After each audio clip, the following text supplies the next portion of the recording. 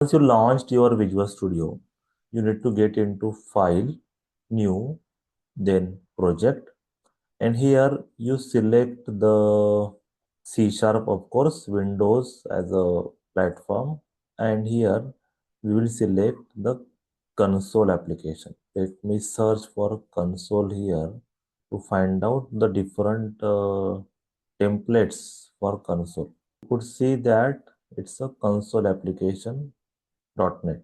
I will start off with this. Click next, and here we need to provide the name of the project. Then click on create, and it creates this project for us. And here I will add my code.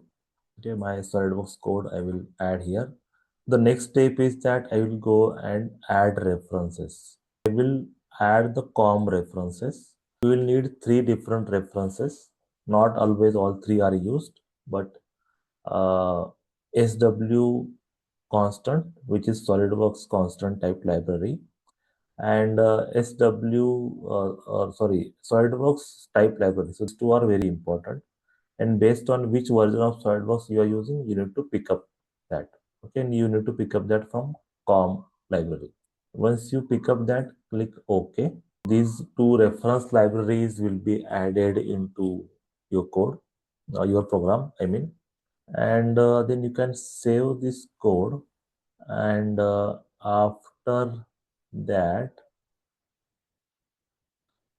what we need to do, we need to set up this as a we need to build this. Before that, click here, go to properties, and here we need to set something. Yeah, embed interop types. To set up this to false, because we don't need this. If you don't make it false, there will be a lot of files it will create. So when we package this, that time it will create a lot of files. We need to set up this to false. I will also do the same for SW constant library. We'll set up this for false, and that's it. I think I need to sort this error here. Okay, object does not contain definition and not accessible. Let me add one more library. I'm not sure if this was missing, and because of this error was happening. Okay, I think we still have this issue. Maybe I will just comment this code, save this, and will rebuild this solution.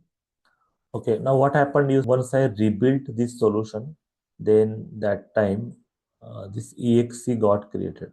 Okay, and the next is that I just need to run this exe. Now let's see if I run this exe, what happens.